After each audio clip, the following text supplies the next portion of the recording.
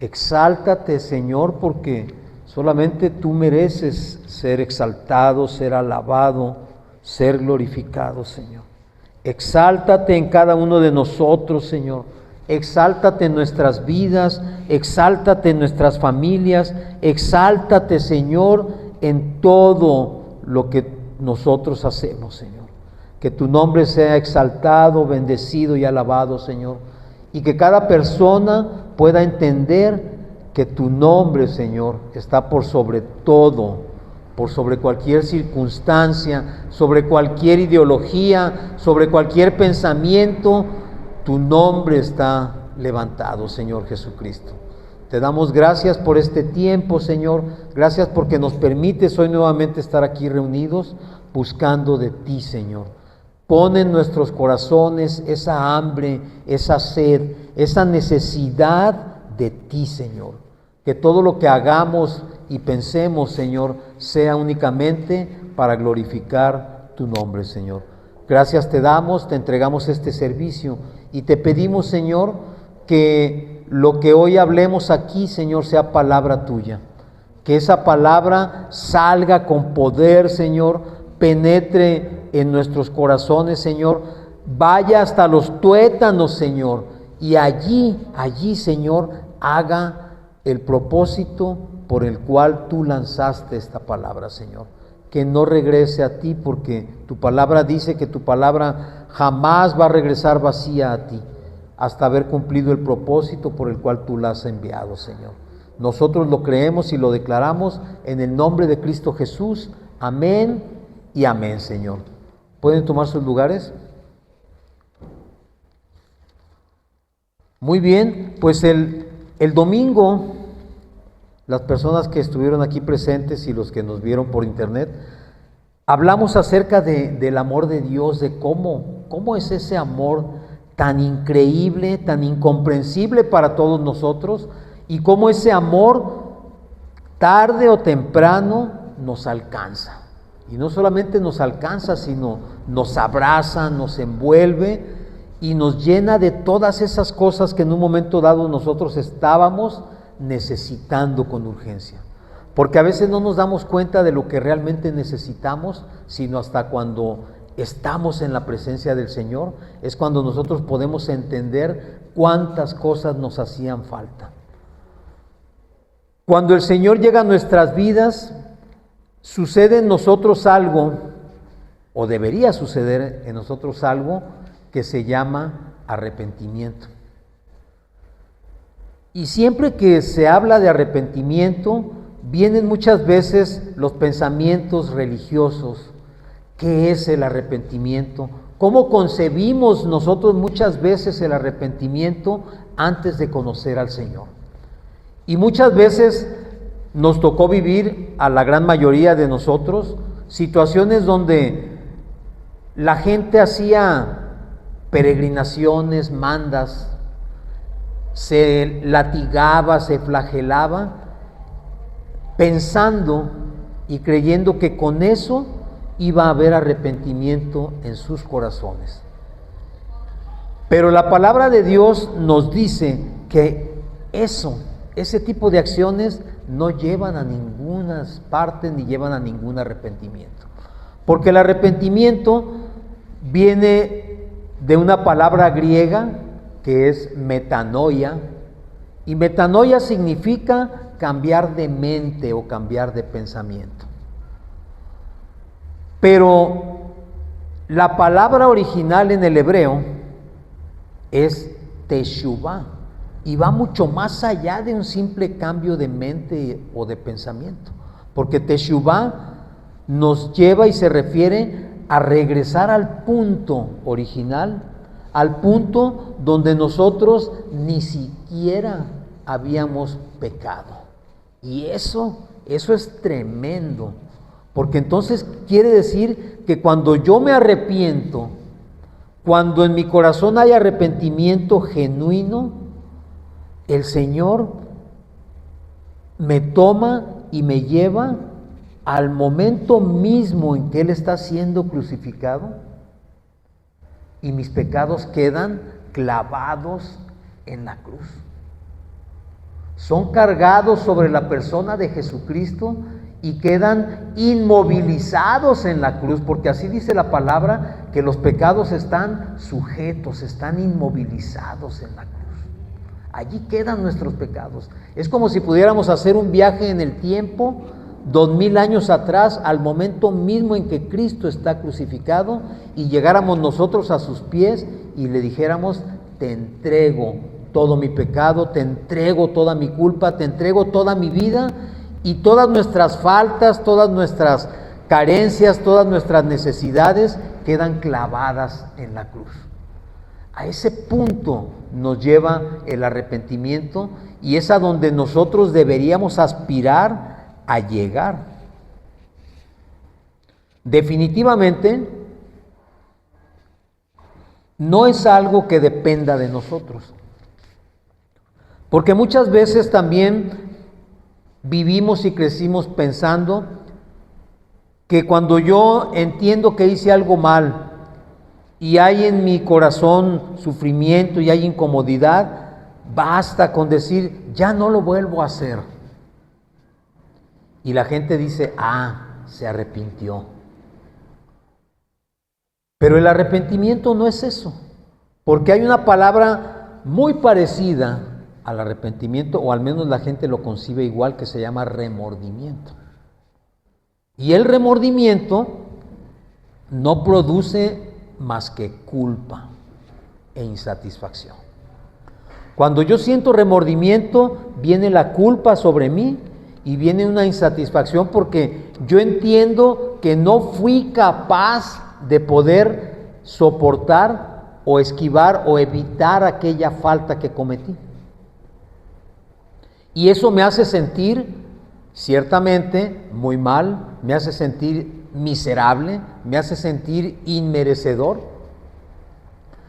Pero no nos lleva a nada. ¿Por qué? Porque todos los que anduvimos en el mundo durante gran parte de nuestras vidas, sabemos que quizás después de voy a poner un ejemplo, de una borrachera, viene una situación de malestar, y hay remordimiento en nosotros, y decimos: no lo vuelvo a hacer. Pero en cuanto nos ponen o nos ponían una cerveza enfrente, aquello se borraba. ¿Qué significa esto? Que no había un genuino arrepentimiento. Porque si ya dijimos que arrepentimiento es un cambio de mente y de pensamiento, entonces el arrepentimiento produce una necesidad de cambio. No puede haber un arrepentimiento genuino si no hay un cambio real en nuestras vidas. Alguna vez escuché a un predicador decir: el cambio no es cambio hasta que cambias. ¿Sí lo entendieron bien? El cambio no es cambio hasta que tú cambias. En el momento que tú cambias, entonces puedes hablar de un cambio, pero mientras no se puede. El arrepentimiento es lo mismo. No podemos hablar de arrepentimiento cuando no hay una convicción genuina de no querer volver a equivocarse en lo que nos equivocamos. Pero tiene que ser genuina, no tiene que ser producto de un malestar o de una situación que provocamos, porque a veces provocamos problemas por las malas acciones que hacemos, y decimos: me arrepiento y ya no lo vuelvo a hacer. Pero en la primera oportunidad volvemos a caer. Eso sucede con las adicciones, sucede con los malos comportamientos, sucede con la infidelidad, sucede con tantas cosas donde nosotros decimos: ya no lo voy a volver a hacer. Pero en la primera oportunidad volvemos a caer exactamente en lo mismo. En Proverbios 28:13, ya saben que si no tienen Biblia pueden tomarla. Proverbios 18:13. Sí saben qué son los proverbios, ¿verdad?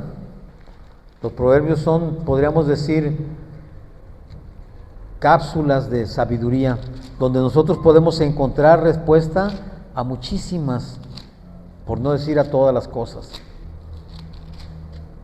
Y en Proverbios 28:13 dice así: el que encubre sus pecados no prosperará, mas el que los confiesa y se aparta alcanzará misericordia.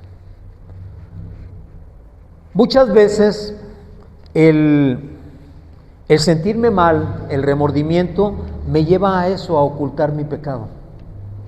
Y yo pienso, en ocasiones, que escondiéndolo nadie lo va a ver, nadie se va a dar cuenta. Y como nadie se da cuenta, pues ya no pasó nada, ¿verdad? Pero dice aquí que el que encubre sus pecados no prosperará. Y no se refiere a una prosperidad económica, se refiere a que nunca va a estar bien.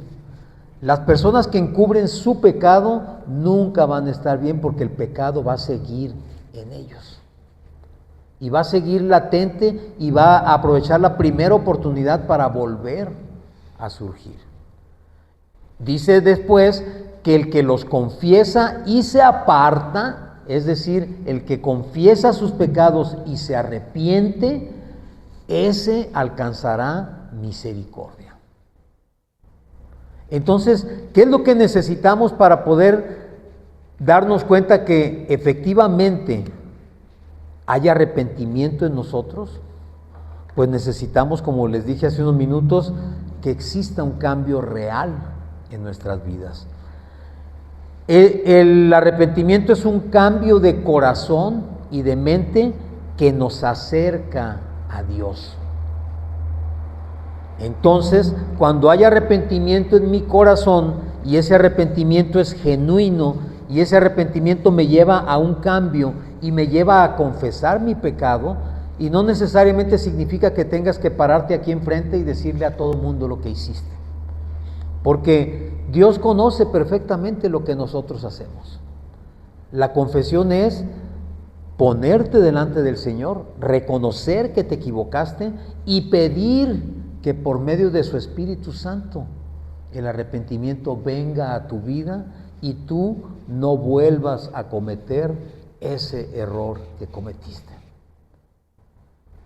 Y cuando esto sucede, entonces podemos hablar de un arrepentimiento real, porque el arrepentimiento, como les decía, no viene de parte de nosotros, viene de parte del Espíritu Santo, porque el Espíritu Santo es el que convence de pecado.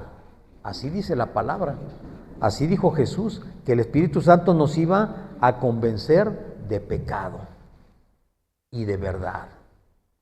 Entonces, ¿qué necesitamos nosotros para conseguir o llegar a un arrepentimiento? Que el Espíritu Santo trabaje en nosotros y nosotros permitirle que haga lo que debe hacer para que efectivamente ya no deseemos hacer lo que hicimos mal. En Mateo 4:17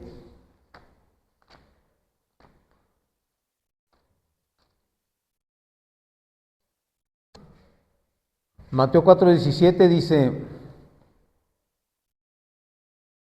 habla de Jesús, Jesús está hablando, y dice, desde entonces comenzó Jesús a predicar y a decir, arrepiéntanse, porque el reino de los cielos se ha acercado. Cuando Jesús decía esto, estaba diciéndole precisamente a las personas, hagan conciencia de lo que están haciendo mal. Pídanle al Padre que no les permita volver a caer en esa misma falta. ¿Por qué? Porque el reino de los cielos se ha acercado. ¿A qué se refería Jesús con el reino de los cielos se ha acercado? Jesús es el reino de los cielos. Recuerden que Él nos enseñó la oración del Padre Nuestro y decía, así como en el cielo, así en la tierra. Venga a nosotros tu reino. Jesús es el reino de los cielos en la tierra. Porque por medio de Jesucristo es que nosotros podemos tener acceso al reino. Pero no podemos entrar al reino mientras no nos hayamos arrepentido. Es imposible. Por muy religioso que seas, por muy que no faltes a ningún servicio, por muy que te aprendas la Biblia de memoria, si no hay arrepentimiento en tu corazón, no es posible accesar al reino de los cielos. Porque no podemos entrar al reino de los cielos cubiertos en pecado. Para poder hacerlo necesitamos ser limpios, necesitamos ser restaurados, necesitamos ser cambiados para que nuestra naturaleza pecaminosa sea sujeta a la voluntad de Dios por medio del Espíritu Santo. De otra manera, no podemos. ¿Y qué se necesita para arrepentirse entonces? Pues ya depende de la persona en cada momento, porque habemos muchos que fuimos tan cabezones que tuvimos que tocar fondo donde ya no había más a dónde ir. Llegar a un punto donde tienes que voltear y decir, no sé qué hacer, no sé cómo hacerlo, no puedo hacerlo, ayúdame. Recuerdan que Jesús buscó, bueno, iba a decir conoció, pero pues no, Él ya nos conoce a todos. Más bien, hay en la Biblia dos personajes que conocieron a Jesús. Uno de ellos, Zaqueo, ¿sí lo recuerdan? Zaqueo era un cobrador de impuestos, era un delincuente de esos hechos y derechos. Y dice la palabra que un día supo que Jesús iba a pasar por donde él estaba y él se fue a buscar lugar para verlo pasar, pero era más o menos así como su servidor, era chaparrito, dice la palabra. Entonces, pues todos le quedaban arriba, no lo dejaban ver. Y él sube a un árbol, a un sicómoro, y desde una rama ve pasar a Jesús. Y la historia nos dice que Jesús le llama y le dice, ven, baja, Zaqueo, baja y vete a tu casa porque hoy posaré en ella. Es decir, Jesús lo encontró y le dijo inmediatamente, ve y prepara todo porque hoy voy a posar en tu casa, hoy voy a estar contigo. Y dice que él salió ipso facto, ¿verdad? Y cuando Jesús llegó, él le dijo, ¿sabes qué, Señor? Yo quiero cambiar mi vida. Ya no voy a hacer lo que hacía. Es más, a todos los que les robé, les voy a devolver su dinero multiplicado. Y lo demás lo voy a dar a los pobres. ¿Por qué? Porque Zaqueo en toda su inmundicia, como nosotros estuvimos en un momento dado, entendió que el que estaba frente a él era el único que podía salvarlo. Era la única oportunidad que él tenía para poder arrepentirse y tener acceso al reino de los cielos. Y la palabra nos habla de otra historia también de un joven muy rico, ¿sí la recuerdan? Que también le pregunta directamente al Señor, ¿qué debo hacer para entrar al reino de los cielos? Y Jesús le dijo, cumple la ley, los mandamientos. Dijo, esos los cumplo, Señor, si yo soy una persona decente, ¿verdad? Soy una persona muy derecha, yo me porto bien, yo los cumplo, Señor. Así estamos muchos, ¿verdad? Señor, todos tus mandamientos yo los cumplo. Pero luego le dice enseguida, ok, está bien. Entonces, vende todo lo que tienes, da el dinero a los pobres y sígueme. Y dice la palabra que cuando Jesús le dijo eso, este joven se puso muy triste. Porque dice la palabra, tenía muchos bienes. Es decir, tenía mucho dinero. ¿Qué nos está diciendo el Señor aquí? Que para algunas personas el arrepentimiento puede llegar de una manera inesperada cuando tu espíritu reconoce que el que está frente a ti es tu Salvador y que Él puede sacarte de todas tus situaciones negativas y te puede dar acceso al reino de los cielos. Pero cuando nosotros, como el joven rico, nuestra atención, nuestra vida, nuestros intereses están puestos en otra cosa, aunque seamos según nosotros muy bien portados, aunque seamos según nosotros buenas personas, nuestra vista, nuestros intereses, nuestro corazón está en otra cosa, pero no está en el Señor. Este joven representa a las personas que en un momento dado dicen, es que, ¿cómo voy a dejar todo? ¿O cómo voy a cambiar mi vida totalmente si siempre he hecho esto? Si siempre he ganado dinero de esta manera, si siempre he hecho mis trabajos de esta forma, no puedo cambiarlos, no los puedo abandonar. Y el Señor dijo en alguna ocasión también, aquel que no esté dispuesto a dejar todo para seguirme, no es digno de ser mi discípulo. Y esto está tremendo porque habla de la capacidad de poder ser un discípulo. Si tú no estás dispuesto a hacer un cambio en tu vida, no vas a poder ser un discípulo. Podrás ser un creyente, podrás ser un congregante, podrás ser parte de la iglesia, pero un discípulo necesita estar dispuesto a cambiar radicalmente su manera de vivir. Y esto suena muy difícil porque ciertamente es difícil, pero también dice el Señor en Lucas 5:32, dice, no he venido a llamar a los justos, sino a los pecadores al arrepentimiento. Podríamos decir que el joven rico era un hombre justo, de acuerdo a lo que la gente puede ver. Y Zaqueo era un pecador de lo peor. Pero el Señor no venía ni viene nunca por los que se consideran justos. Él viene por todos aquellos que sabemos y reconocemos que somos pecadores, que no podemos nosotros con el pecado y que lo necesitamos a Él en nuestras vidas.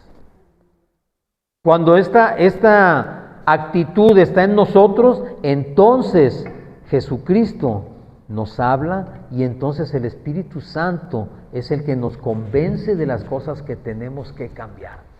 Y fíjense bien, cuando yo estaba preparando esto, me vino la palabra metamorfosis. ¿Sí saben qué es metamorfosis?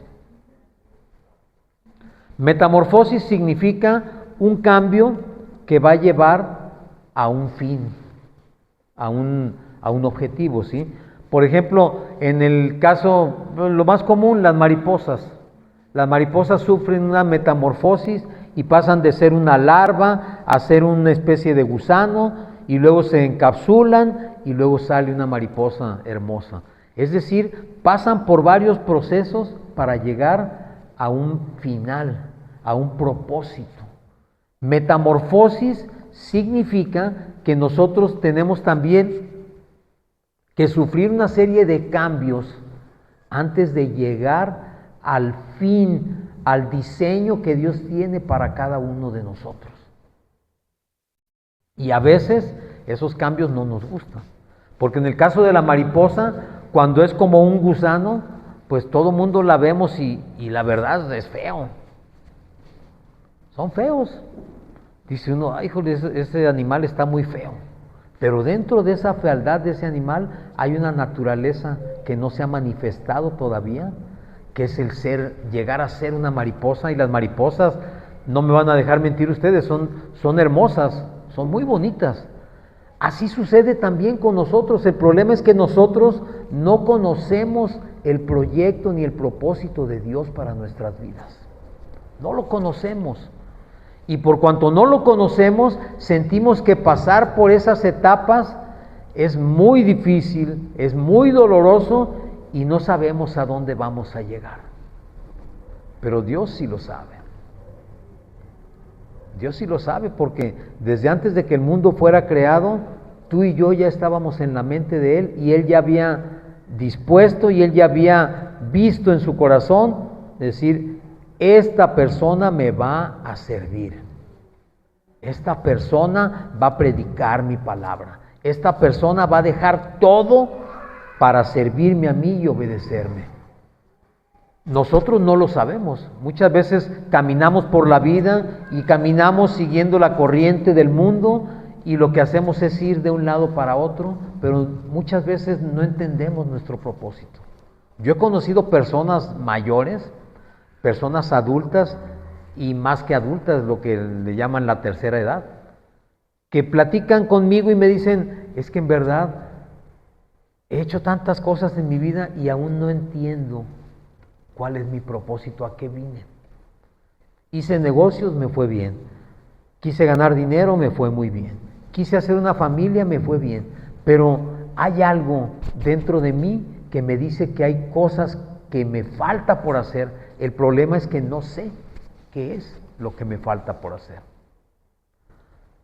Y ellos consideran que han triunfado o que han estado bien porque, de acuerdo al mundo, a los estándares del mundo, ellos están bien y son personas buenas y tienen lo suficiente. Entonces cualquiera los ve y dice, esta persona es un triunfador. Pero no es verdad, no es verdad. Y nosotros nos damos cuenta porque muchas veces hemos escuchado de personas que son famosas, artistas, que son conocidos, que todo el mundo los sigue, que tienen clubs de fans, que ganan muchísimo dinero, que viven vidas que por cualquier persona puede decir es una vida de ensueño y terminan suicidándose porque no encontraron el objetivo de su vida. Hicieron lo que supieron y lo que quisieron y les fue bien, pero no fue suficiente para satisfacer las necesidades de su alma y de su corazón. ¿Por qué? Pues solamente Dios lo sabe, pero lo que sí les puedo decir es que seguramente esas personas nunca conocieron realmente a Dios. Nunca estuvieron frente a su presencia y nunca su corazón sintió la necesidad de estar cerca de Dios. Porque si lo hubieran sentido, hubieran quizás, abandonado lo que hacían y cambiar la dirección de sus vidas. Y quizás esas personas todavía estuviesen vivas. Pero como no sucedió así, la vida para ellos, a pesar de tantas situaciones favorables, no tenía sentido. Y el Señor nos muestra en su palabra cómo Él en un instante puede cambiar toda situación y toda dirección de vida. Así como lo hizo con nosotros, porque yo estoy seguro que más de alguno de los que están aquí, sus vidas fueron transformadas drásticamente por el Señor. No significa que en cuanto lo vimos nos arrepentimos, porque muchos no lo hicimos así. Pero empezó ese proceso de cambio. El Espíritu Santo comenzó a realizar esa metamorfosis que nos está llevando, porque no podemos decir que ya estamos completos, que nos está llevando a cumplir ese propósito y ese diseño específico que Dios tiene para nosotros.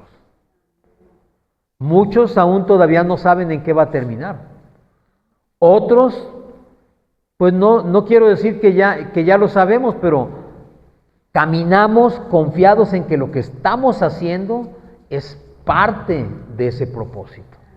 ¿Hasta cuándo? No lo sabemos. ¿En qué va a terminar? No lo sabemos. Pero en el camino vamos moldeando y vamos haciendo lo que el Señor nos va poniendo a hacer, y eso va generando cambios verdaderos en nosotros. Y no quiere decir, como les digo, que desde un principio nos arrepentimos, porque seguramente, yo lo digo en mi persona, hay muchas cosas todavía de mi vida que yo recuerdo y que todavía falta arreglar. Pero tengo la confianza y la fe de que el Señor va a permitir que esas cosas también entren en su plan. Y que sean corregidas y que sean cambiadas totalmente. Porque a veces ya no depende del cambio en nosotros, sino el cambio en otras personas. Pero así como lo hizo en nosotros, podemos estar seguros de que va a hacerlo en las otras personas.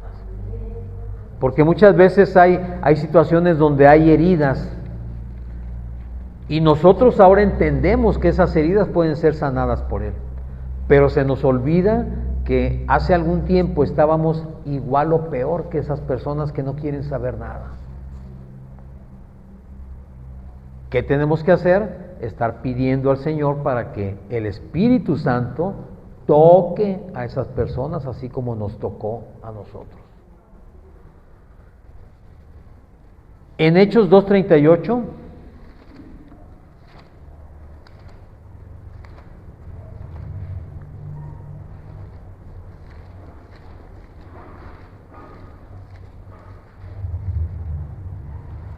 Hechos 2:38.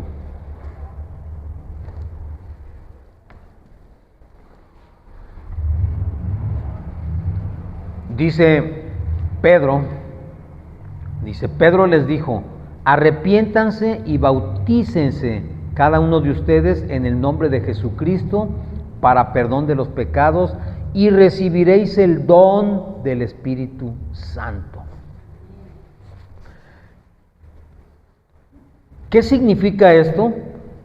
Que el Espíritu Santo ciertamente es un don, es un regalo de Dios para nosotros, pero ese regalo viene cuando nosotros nos arrepentimos. Cuando yo entiendo que mi vida ha estado mal, cuando yo digo, sí quiero cambiar mi vida, ya no quiero ser lo que soy hasta este momento, el Espíritu Santo viene a mí y entonces recibo perdón de pecados y entonces recibo el don del Espíritu Santo. ¿Y ese arrepentimiento a qué me lleva? Me lleva a querer seguir la voluntad de Dios. Aquí dice, arrepiéntanse y bautícense. No sé, espero que sí. Las personas que están aquí presentes han sido bautizadas ya. Pero créanme que yo he conocido congregantes que tienen 30 años o más de convertidos y aún no se deciden a bautizarse. Y cuando tú ves eso, dices, bueno, entonces, ¿qué clase de cristiano eres que no hay la convicción para dar el siguiente paso? No sé ustedes, porque no conozco los casos particulares, pero yo cuando conocí del Señor, cuando yo empecé a ver, yo dije, quiero bautizarme. Y en verdad me urgía bautizarme. Yo me bauticé a los 6 meses de haberme convertido, y eso porque cuando yo entré a la congregación donde nací, como a los 15 días hubo bautizos y yo no me di cuenta. Y cuando supe que había habido bautizos, dije, ¿por qué no me dijeron? Yo quería bautizarme. Y tuve que esperar 6 meses que me parecieron eternos, porque yo ansiaba bautizarme. Y hay gente, como les digo, que tiene 30 años en la congregación y aún no se ha decidido a bautizarse. ¿Por qué? Porque aunque son simpatizantes, aunque son creyentes, quizás no han llegado todavía al punto del arrepentimiento. Porque el arrepentimiento, como les decía, significa cambiar totalmente tu vida y dejar todo. No quiere decir que salgas mañana y regales tu dinero y vendas tu casa y te deshagas de todo. No significa eso, significa que tiene que entrar en mi corazón la convicción de que ningún trabajo, ninguna posesión, ninguna actividad, ninguna situación puede estar por encima de buscar de Dios. Y cuando eso sucede, la necesidad de estar cerca de Dios, estar en la presencia de Dios, crece. Y eso te hace a ti dar los pasos siguientes. Y son pasos que se dan de manera natural. Nadie tiene que venir a convencerte ni a obligarte de que lo hagas. Es tu corazón quien lo ansía. Es tu corazón quien lo busca. Es tu corazón quien quiere hacerlo. Hay una parábola en Mateo 13:45. Esa parábola, bueno, todas las parábolas me gustan, pero esa parábola siempre me ha gustado mucho y me ha llamado muchísimo la atención.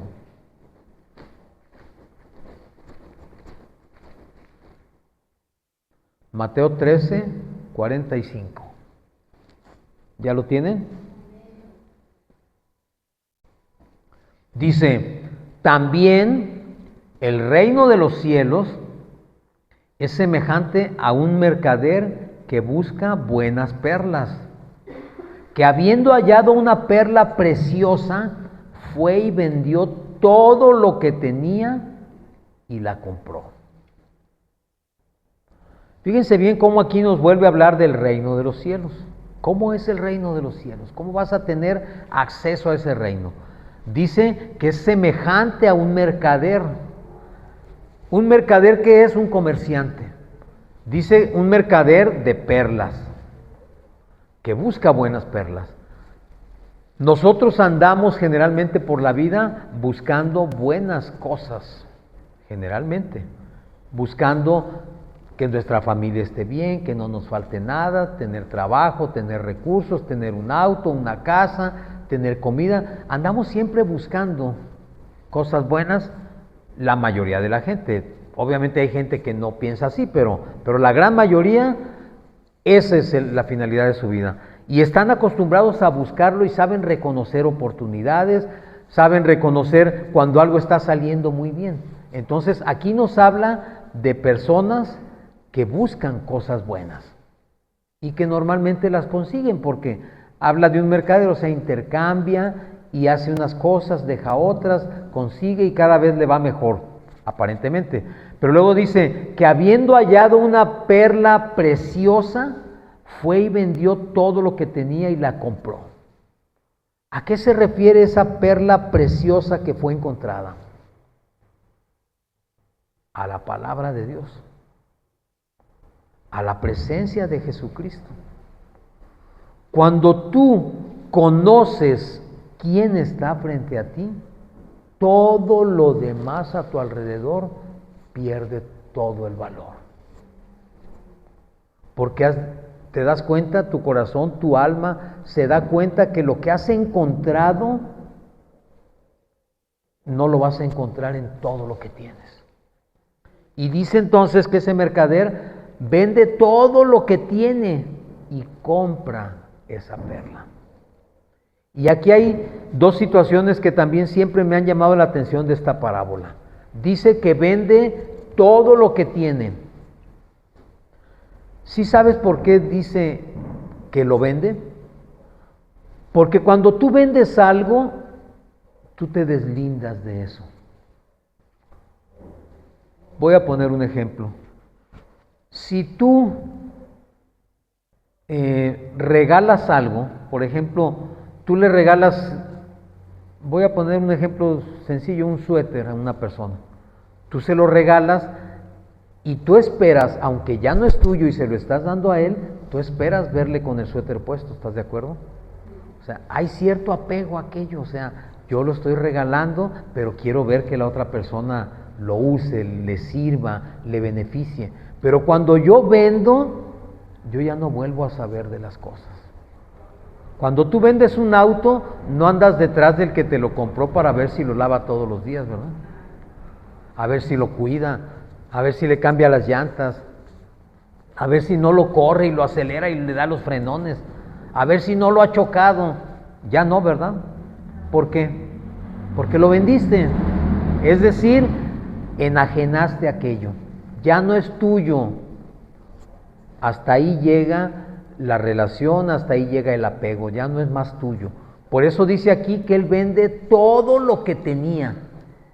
¿Por qué? Se desprende de todo, quita todo el poder que aquellas cosas tienen sobre su vida, quita todo apego, quita toda necesidad y dice, no lo quiero más, no lo necesito más, lo vendo. ¿Por qué? Porque lo que yo encontré vale mucho más que lo que estoy vendiendo. Y además dice, compre esa perla, es decir, ahora toda su atención, toda su fortuna, todo lo que él hace está en aquella perla que encontró. Cuando tú encuentras la palabra, cuando tú encuentras a Jesucristo, cuando tú reconoces a Jesucristo, toda tu atención, toda tu vida, todo tu hacer está enfocado en Él. Y esta parábola, les decía, me encanta porque yo siento que describe cómo deberíamos realmente nosotros recibir a Cristo y entenderlo y entender de una vez por todas que por muy bien que nos vaya en el mundo, nunca vamos a estar mejor que estando cerca de Jesucristo, siguiendo sus pasos, estando cerca de Él, no separándonos nunca de Él. ¿Es fácil esto? Definitivamente no es fácil. No es fácil porque cuando nosotros hacemos lo que el joven rico, cuando cuestionamos, cuando decimos, híjole, es que no puedo dejar de hacer todo esto. No puedo dejar mi trabajo. No puedo dejar de producir. Es que me ha costado tantos años tener esta casa. Me ha costado tanto esfuerzo traer un auto del año. No puedo dejarlo. Y ya les dije, no significa que vayas y lo vendas y te deshagas de ello. Simplemente que tus apegos, tu atención, tu amor y tu corazón ya no estén sobre esas cosas. Pero no es fácil desapegarse. Y a veces por eso la gente también se desespera. Porque también conozco hermanos que tienen muchos años en el Evangelio y en la primera de cambios sienten que no saben qué hacer. Sienten que no lo saben. ¿Por qué? Porque su atención sigue puesta en otras cosas. Y a veces vemos correr el tiempo, a veces vemos que pasa la vida y se nos figura que no vamos a poder alcanzar aquello que quisiéramos alcanzar. Y la palabra nos dice, en la segunda carta de Pedro, capítulo 3, versículo 9, todo mundo se lo sabe de memoria, estoy seguro. ¿Verdad que sí?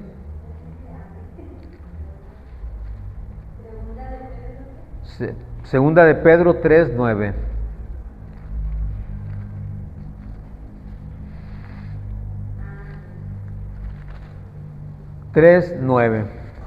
A veces, en esa metamorfosis, en ese cambio que estamos haciendo, en esa metanoia que estamos buscando, el cambiar nuestra mente, nuestra alma, nuestro corazón, sentimos que no avanzamos y que estamos tardando mucho. Y que el tiempo como que se detuviera, como que no avanza. Como que aquello que anhelamos, aquellas promesas que un día recibimos, como que están todavía muy lejos. Y nos desesperamos. Y a veces hay mucha gente que claudica, hay mucha gente que se rinde, que dice, no, Dios no me ha cumplido la promesa que me hizo y yo ya no puedo más. Y claudican y se retiran y dejan de seguir caminando en lo que el Señor les había puesto a caminar. Y aquí nos dice en la segunda carta de Pedro, capítulo 3, versículo 9, dice, el Señor no retarda su promesa, según algunos tienen por tardanza, sino que es paciente para con nosotros, no queriendo que ninguno perezca, sino que todos procedan al arrepentimiento. A veces lo que a nosotros nos parece eterno y parece que nunca va a suceder, pues el Señor es un eterno presente, para Él no es nada. O sea, ¿qué está sucediendo aquí? Que en las diferentes escalas de tiempo el Señor está teniendo paciencia para con nosotros. Porque el Señor, están de acuerdo en que cuando venga el juicio final, pues ya no va a haber más tiempo. Vamos a ir directo como estamos. Como dice la palabra, la ira del Señor va a ser sobre todos aquellos que no creyeron en Él. Pero el Señor, de alguna manera, detiene su ira, nos da tiempo, tiene paciencia con nosotros, porque el Señor lo sabe perfectamente. Si Él dejara caer su ira sobre nosotros, nadie nos salvaríamos. Pero Él tiene paciencia y dice, estoy dando tiempo. ¿Para qué? Para que todos procedamos al arrepentimiento. para que todo mundo se salve, porque Él no quiere que nadie perezca. Él no quiere que nadie se pierda. Por eso es que de alguna manera Él detiene para que tú y yo podamos llegar a ese arrepentimiento. Y llegando a ese arrepentimiento podemos empezar a cambiar nuestras vidas. Y cambiándolas nos alineemos en la voluntad de Él. Y entonces, en vez de recibir toda la ira del Señor, recibir todo lo que Él tiene para nosotros. ¿Cuál es la clave entonces de esto que estamos hablando? El arrepentimiento. Arrepentirnos. Hace unos días se celebró en México el Día Nacional del Arrepentimiento y yo estoy seguro que mucha gente que se dio cuenta de esta fecha y que lo hizo, quizás estuvo orando en un sentido muy religioso. ¿Sí? Pero cuando yo estaba meditando en esto, yo dije, Señor, a veces es tan sencillo hacer las cosas imposibles o que las cosas imposibles se hagan realidad en nosotros, tan sencillo como simple y sencillamente reconocer que ciertamente el único camino, la única opción, la única manera que tenemos de obtener lo que Dios quiere para nosotros es buscando de Jesucristo, reconociéndolo como Señor y Salvador, como Mesías, reconociendo que fuera de Él no somos nada ni podemos hacer nada. Y entonces, como dice o decía el salmista, que nuestra alma bendiga al Señor, que bendiga su nombre y que no olvide ninguno de los beneficios que hemos recibido de parte del Padre. Cuando eso suceda, nuestra alma va a estar lista y dispuesta para el arrepentimiento. Y el arrepentimiento, como dijimos, no viene de nosotros. El arrepentimiento viene por medio del Espíritu Santo. El Espíritu Santo que nos convence, el Espíritu Santo que nos guía, que nos dirige, Él es el que pone ese arrepentimiento en nosotros. Y entonces podemos entrar en la teshuvá y regresar al punto donde ni siquiera habíamos pecado, donde ni siquiera estábamos señalados, donde todo era bueno. A ese punto nos quiere llevar el Señor. Y es la única manera de estar allí es estando en Jesucristo. ¿Sí? Porque dice también que Él es el autor y consumador de nuestra fe. Y si Él es el autor y el consumador, Él es el único que puede darnos de ese Espíritu Santo para creer, para arrepentirnos y para tener ahora sí el acceso al reino de los cielos. Amén. Amén. Vamos a cantar una alabanza para terminar el servicio.